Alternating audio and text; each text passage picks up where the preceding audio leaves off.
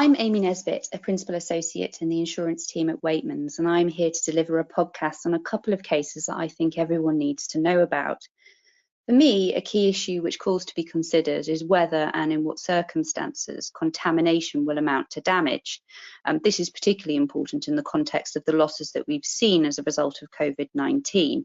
And it's against this background that I think that the case of Blue Circle and Ministry of Justice is worthy of mention. This case concerns a large estate made up of a Victorian house, known as a manor house, a lake, 4 lodges, various gardens and marshland. The estate was adjoined to land owned by or licensed to an atomic weapons establishment, but for simplicity I'll call this the neighbouring land. The neighbouring land consisted of a number of ponds containing radioactive silts and muds. In early 1992, the owner of the estate entered into discussions with a company known as Sun Microsystems concerning the prospective sale of the estate, and this led to Sun making an offer in the region of £10 million.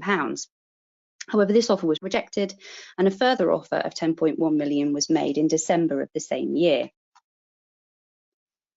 Meanwhile, in July 1989, there had been a storm which had led to ponds in the neighbouring land overflowing into the marshland of the estate, causing contamination with reactive material.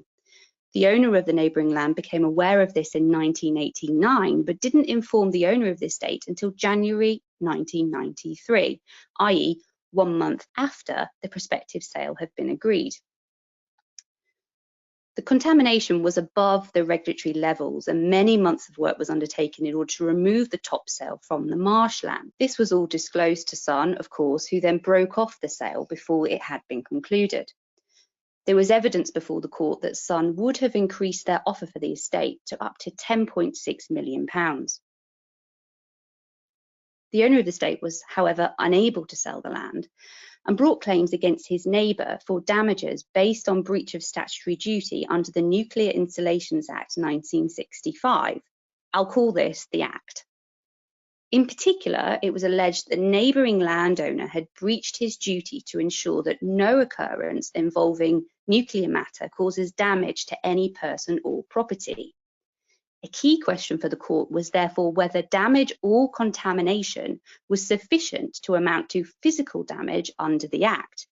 Damage under the Act being described as injury or damage arising out of or resulting from reactive properties, or a combination of those, and any toxic explosives or other hazardous properties of nuclear matter.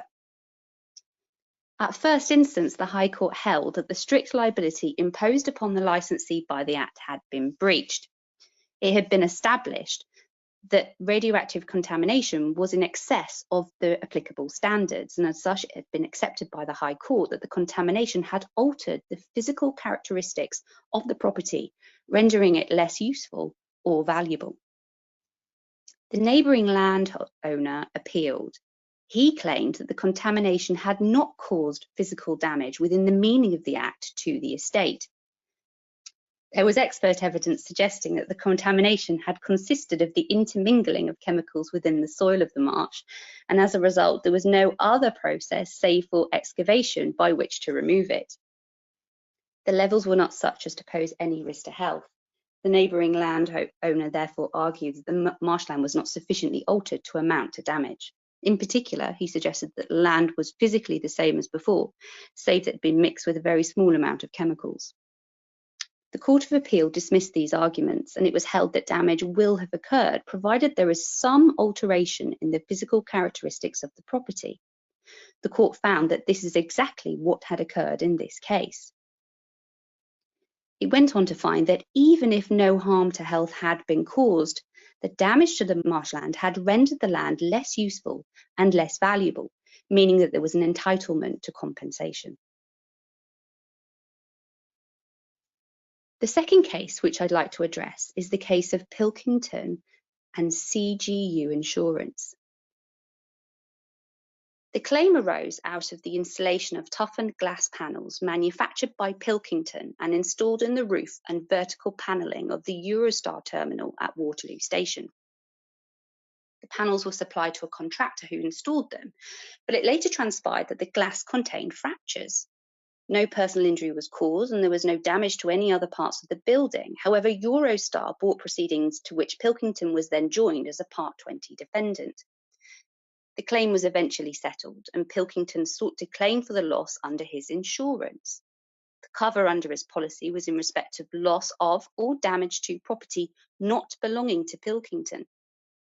Pilkington argued that the terminal was physically damaged by the installation of the defective glass panels, in the sense that the panels themselves contained fractures, and as a result of this installation, the building was too risky for use by the public without taking precautions.